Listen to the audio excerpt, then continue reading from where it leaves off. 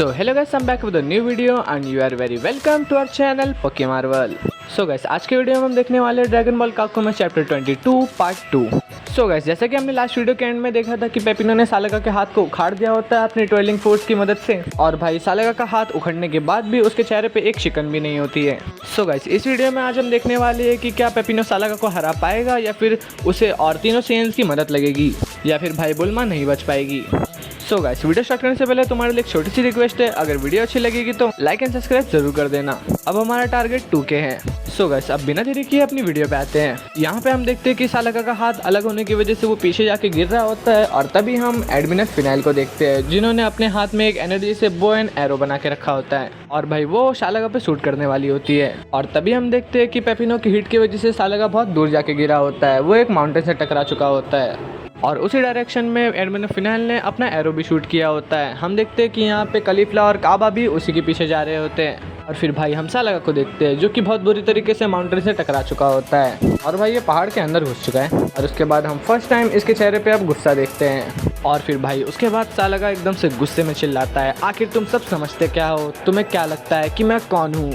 और भाई तभी हम देखते हैं कि काबा और कलीफला भी सालगा तक जस्ट पहुंच जाते हैं और वो पंच बना रहे होते हैं उसे शूट करने के लिए। और यहाँ पे काबा अपने सुपर सैयन 2 फॉर्म में होता है और कलीफला सुपर सैयन 3 फॉर्म में, और भाई यहाँ पे ये दोनों एकदम साथ में पंच बना के, और एडमिनल फिनाइल का एरो भी इनके पंचेस के साथ कंबाइन हो जाता है। ऐसा लग रहा है कि भाई यहाँ पे सालगा हारने वाला है, बट भाई नेक्स्ट पल कुछ और हो जाता है। हम यहाँ पे देखते हैं कि सालगा इतनी स्पीड में उन दोनों की तरफ आया होता है कि वो दोनों उसे देख भी नहीं पाते, और जबकि भाई कलीफला और काबा अपनी पीक लेवल पे हैं, तब भी भाई वो सालगा के सामने कुछ भी नहीं लग रहे हैं। और भाई हम यहाँ देखते हैं कि जो पेपिनो ने उसका हाथ निकाल लिया था उसकी जगह सालगा ने एक और एनर्जी से बना हुआ हाथ लाया है, और वो उस हाथ से कलीफला को पकड़ा होता है और दूसरे हाथ से काबा को।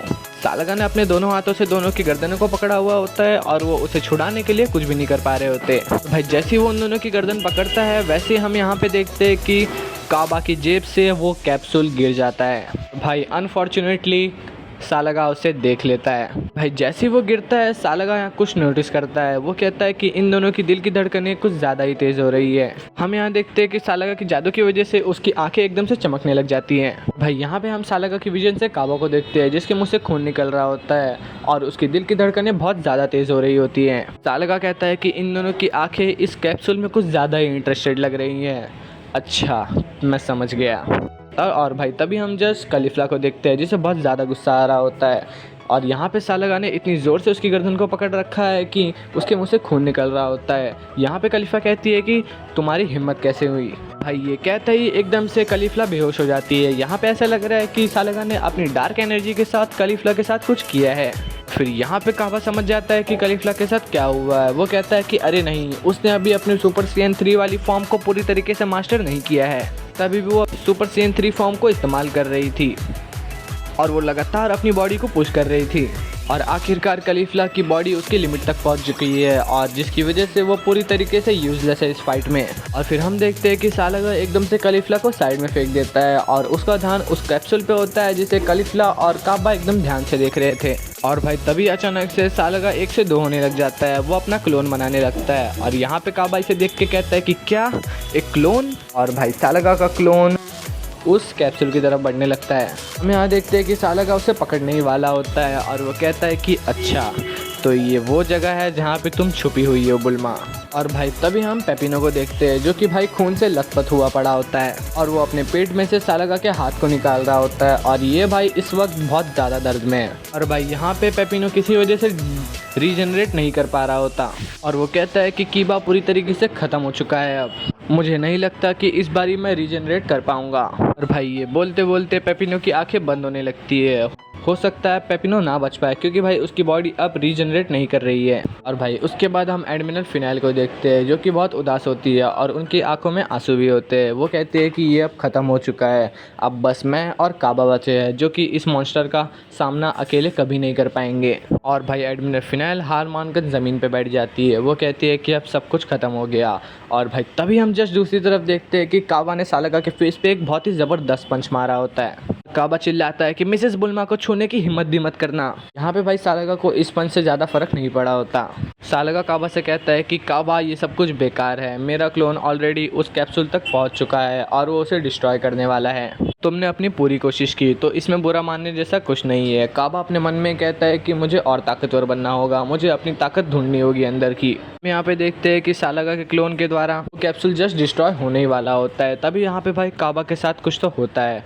वो एकदम से गुस्से में बहुत ज़ोर से चिल्लाता है और भाई यहाँ पे काबा अपनी सारी ताकत अनलीश कर रहा है, क्योंकि भाई वेजिटा काबा का मेंटोर है और काबा कभी अपने एक मेंटोर को निराश नहीं करना चाहेगा। इसीलिए भाई वो अपने मेंटोर की वाइफ को किसी भी तरीके से मुश्किल में नहीं पड़ने देगा। यहाँ पे एडमिरल फिनाइल पूरी तरीके से हार मान चुकी होती है। वो कहती है कि नहीं काबा, तुम तो सही तरीके से खड़े भी नहीं हो पा रहे हो, हार मान लो और यहाँ से भाग जाओ। काबा कहता है कि नहीं, मैं एक सैयन हूँ और मुझे अपने पैरों पे खड़े होने की ज़रूरत नहीं है तुम्हारे टुकड़े टुकड़े करने के लिए। हम यहाँ पे देखते हैं कि काबा काफ़ी ज़्यादा रेज में होता है और उसके हाथ में 2 की ब्लास्ट बन रहे होते हैं।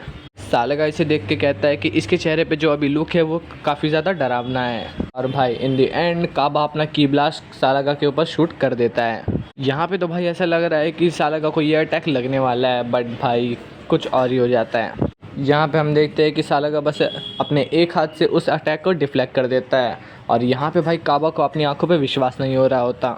सालागा कहता है कि तुम और क्या एक्सपेक्ट कर रहे थे। उसके बाद सालागा अपनी एक उंगली से छोटी सी लेज़र बीम काबा के ऊपर शूट करता है, जो कि भाई काबा के शरीर के आर पार चली जाती है। इससे भाई यहाँ पे हमें इतना तो पता चल चुका है कि सालागा कितना पावरफुल है। भाई शुरुआत से ही इनमें कोई भी कंपटीशन नहीं था। आखिरकार काबा भी अनकॉन्शियस होकर ज़मीन पे गिर जाता है और हम देखते हैं कि पेपिनो और कलीफला पहले ही हार चुके होते हैं। और यहाँ पे एडमिरल फिनाइल काफ़ी ज़्यादा रो रही होती है, क्योंकि भाई वो अपना मिशन अकम्प्लिश नहीं कर पाई। सालागा कहता है कि ऐसी चीज़ें कई बार ही होती हैं, तुमने काफ़ी अच्छी कोशिश की पर वो कोशिश काफ़ी नहीं थी। हम देखते हैं कि सालागा अपने हाथ में उस कैप्सूल को कुचल देता है, यानी कि भाई बुल्मा जिस कैप्सूल में थी उस कैप्सूल को सालागा ने पूरी तरीके से कुचल दिया है। यानी कि भाई बुल्मा अब नहीं रही। भाई 4 जन मिलके भी एक आदमी को नहीं बचा पाए। भाई तुम्हें क्या लगता है, अगर वेजिटा को इस बारे में पता चला कि बुल्मा अब नहीं रही तो वो क्या करेगा? ये तो हमें पता चलेगा नेक्स्ट पार्ट में ही। और गाइस ये पार्ट होता है यहीं पे एंड। अगर तुम्हें वीडियो अच्छी लगी है तो लाइक एंड सब्सक्राइब जरूर कर देना और इस वीडियो को शेयर भी कर दो अपने फ्रेंड्स के साथ जो भी ड्रैगन बॉल काकुमे की स्टोरी को देखने में इंटरेस्टेड है। सो गाइस तब तक के लिए stay tuned for the next part.